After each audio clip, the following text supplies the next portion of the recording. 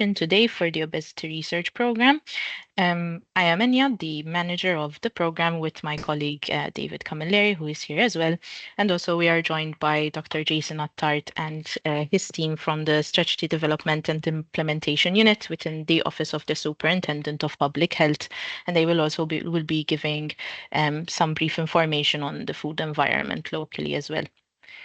So some housekeeping rules before we start. Kindly mute your microphones, and please note that this session will be recorded and then it will be available on our website.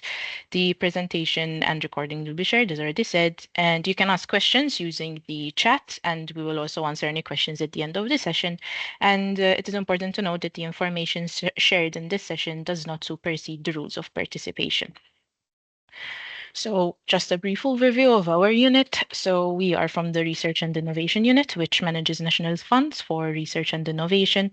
And our national funding portfolios are Fusion, Thematic, and the Research Networking Scheme. We manage 12 different R&D schemes across all levels of RDI, and the projects vary from €4,000 to €500,000.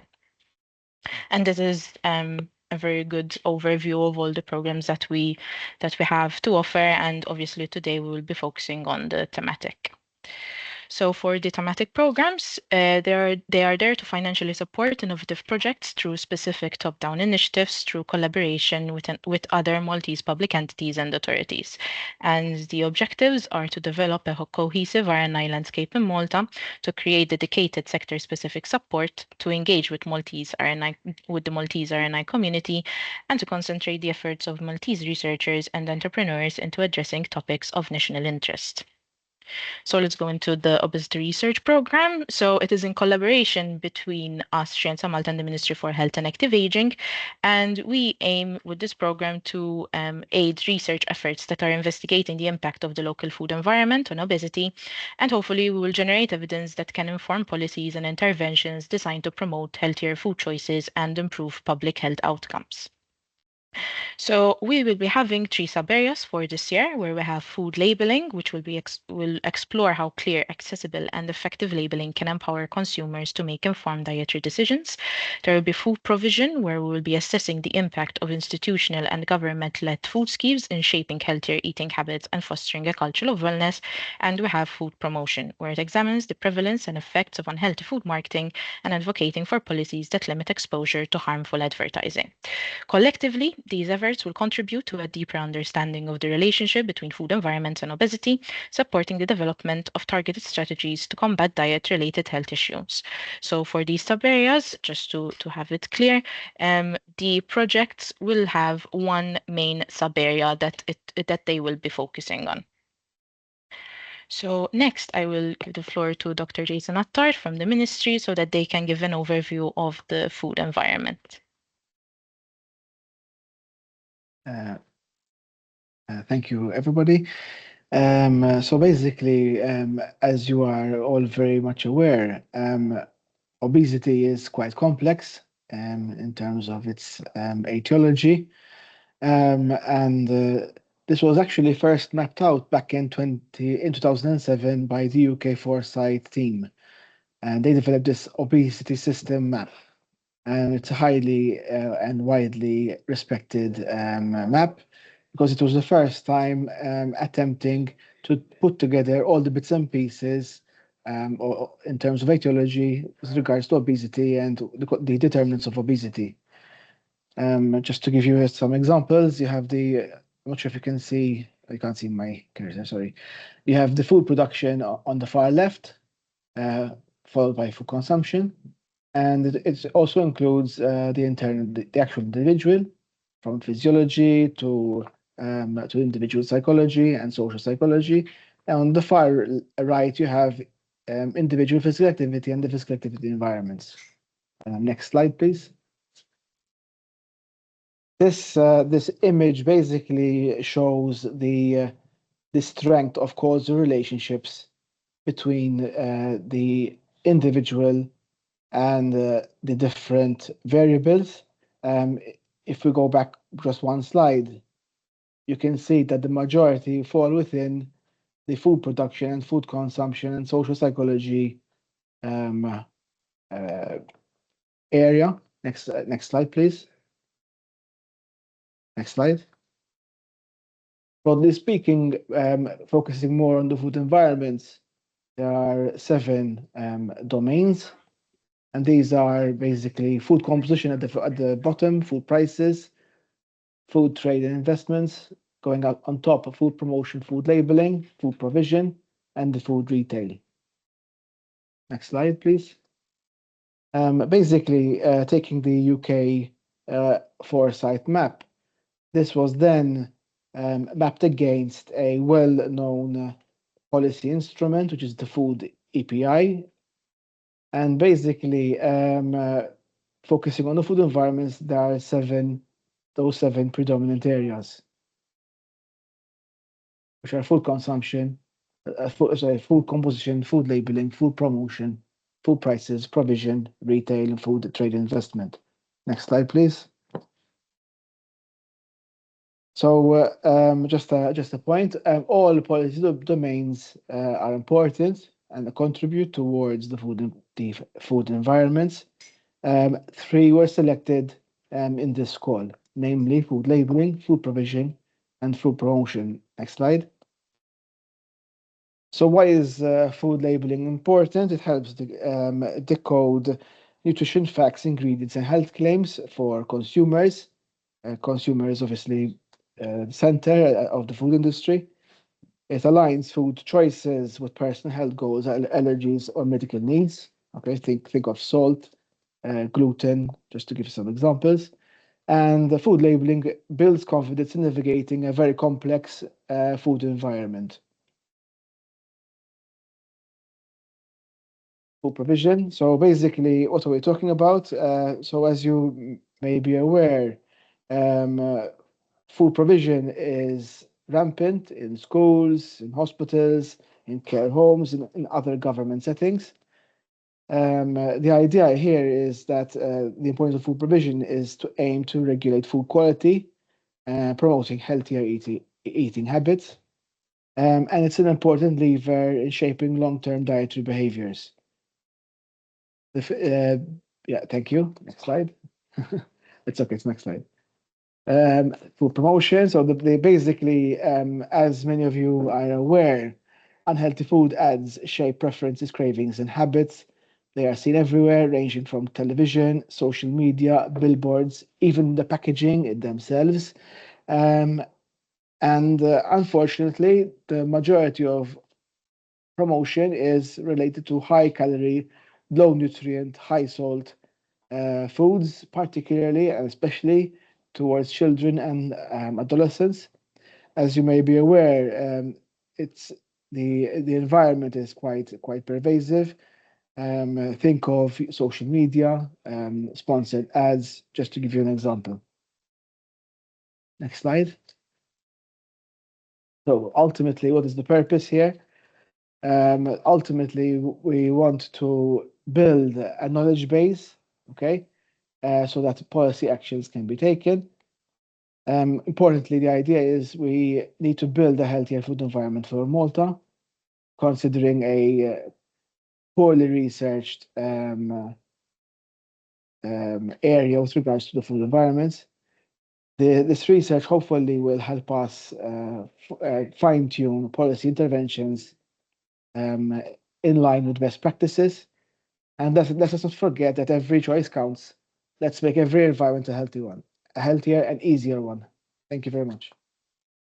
Thank you very much, Dr. Attard. So let's keep going over some of the call details. So there will be a maximum of 100,000 per project that will be given, and the project duration will be of 24 months, and the projects must start by the 1st December of this year. So who is eligible? We have option A, which is the state aid route, and option B, which is the non-state aid route. For the option A, it must be an established and corporate. The company must be established and incorporated by the date of application submission, and these include partnership constituted under the Companies Act, duly registered cooperative under the Cooperative Societies Act, professional bodies, NGOs, and non-profit making entities, including foundations. Then for the option B non-state aid route, you have a public entity entity or organization where it includes public legal entities and public research and knowledge dissemination organizations. It is important to note that an application may be submitted either by a sole applicant or also by a consortium, where you need to have at least two or more Maltese legal entities. So for eligibility and co-financing, for the state aid route, you have all legal entities that are performing an economic activity will fall under the de minimis route for this call. And for the non-state aid route, the public entities are obviously the public entities that are not performing an economic activity, and they will be given 100% of the funding, while for the state aid route, there will be a co-financing rate of up to 75% of the eligible costs. And also, you need to keep in mind that you have a maximum of 300,000 in state aid when it comes to the minimis over a 3-year rolling period. So, a bit about conflict of interest for this call. So, in order to maintain scientific integrity and safeguard public trust in this program, applicants must be free from any food and beverage industry influence. And investigators or institutions with financial or advisory ties to such industries will be considered ineligible. It's also important to note that the strategy development and implementation unit staff that were involved in this program's policy direction are also not eligible to apply. So with regards to financing, since the project is over a year and a half, it will be for 2 years, the grant will be segregated into three tranches. So you will be given a 50% of the grant at the start of the project. Then at the interim, 30% of the grant amount will be given. And at the end of the project, the retention of 20% will be given. This will be dispersed upon receipt of all deliverables, including the audited financial report. So with regards to the deliverables, here you can see the mandatory deliverables where you have kickoff meetings and progress meetings that will have to happen every 6 months with Scienza Malta. There will be a publishing of an article in local newspapers or magazine with the acknowledgements to Scienza Malta and the ministry, the interim and financial technical reports, as well as the interim and final audited financial reports. So for recommended deliverables, these should not exceed 10. Obviously, these are recommended, and this is not an exhaustive list. And when you incorporate recommended deliverables, you are also obviously increasing the strength of your application. So having more deliverables than the mandatory is always recommended. So these are not considered mandate as deliverables, and these are activities that are related to project setup, such as personal recruitment, procurement of equipment, ethical approval, and any internal meetings. And this, of course, is not an exhaustive list. So with regards to eligible costs, for personal costs, we have management costs that are capped at 10% of the project value. For instruments and specialized equipment, you have a 20% capping of the project value. Consumables, we have 30% capping. Subcontracting, there's the 25% capping. Travel is a maximum of 4,000 euros. And then you have overheads and other operating expenses, which are 20% of the direct eligible costs for all the line items being requested. So just to have a bit of a distinction between collaborators and subcontractors. So collaborators need to be included in the application and supported by a letter of intent. It is important to note that collaborators, they can be foreign or local, but they are not eligible to receive funding through the proposal, while subcontractors, they can be local or foreign, and they are eligible to receive the funding through these proposals. If you have not identified the subcontractors, you should still mention the tasks that will be passed on and the expertise required in the application. And of course, if you are going through the non-state aid route, you obviously might need to go through certain procurement procedures, which obviously you need to follow accordingly. So for the call procedure timeline, at the moment, the call is open and it will be open for the next 6 weeks. It will close on the 7th of July. During this period, you can have one-to-one meetings with us in order to discuss your application from an administrative side. And then once you submit, it is a single stage submission. And your application will go through the admin check first. And if it passes the administrative checks, it will go to our external evaluators. And after the external evaluation, there will be a notification of award subject to the due diligence output. Then the grant agreements are signed, and then the project can start. So for the evaluation criteria, a minimum of 65% pass is required, and you need to pass from each of these areas. So you have the scientific excellence, the impact, and the implementation. The full evaluation criteria are found in the application form as well as the rules for participation. For everyone maybe who had applied before with us, before there was a bit of overlap between the application and the rules for participation, and now you have the scientific excellence and impact criteria are in the application, while the implementation criteria will be found in the rules for participation. So for the selection process, the ranking list will be based on the highest ranked proposal within each priority area, and then the remaining projects will form a ranking list irrespective of their priority areas and will be awarded according to this rank until the funds are consumed. So we'll have one project from the food provision area, the highest ranking project from the food promotion, then the highest ranking project of the food labeling, and if there are more funds, then it will be a ranking list not regardless of the priority area. So this is the application checklist that this is the checklist that is found in the application where you can see what is mandatory to hand in with your application or which, for example, you have the application form that needs to be signed, the gun charts, the budget breakdown form, the CVs of key researchers, forms that are relevant to de minimis when it comes to option A and the non-state aid when it comes to option B, the additional declarations, and then the rest are obviously depending on how you are applying and your company, etc. And this can be found in the application form as well. So the application deadline is the 7th of July, as already said, at 11:59.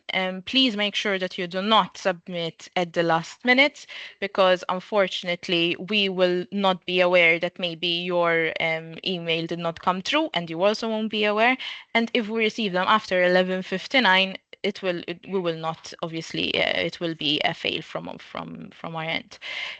You need to send the forms to the rtdi@scienzamalta.gov.mt email and keeping in copy myself as well as David Camilleri with email subject Obesity Research Program application submission, and you insert your project acronym.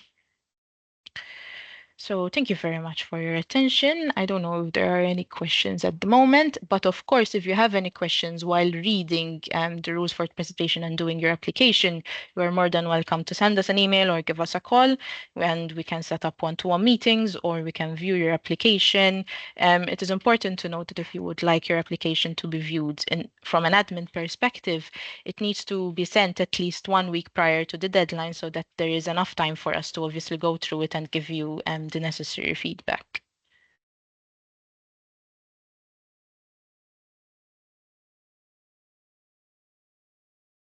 I don't know if there are any questions from anyone in attendance.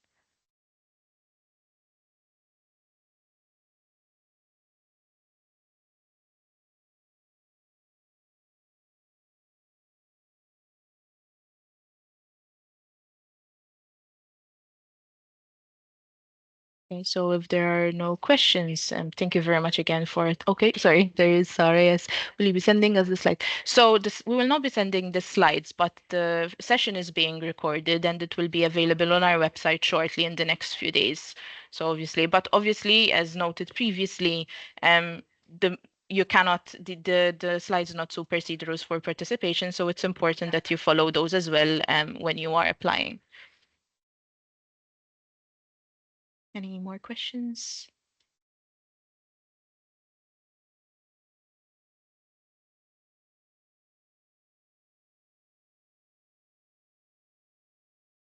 Okay, so if there are no questions, thank you very much again for attending today. And obviously, if you have any questions, do not hesitate to send us an email. And thank you. Thank you, everyone. Thank you very much. Thank you.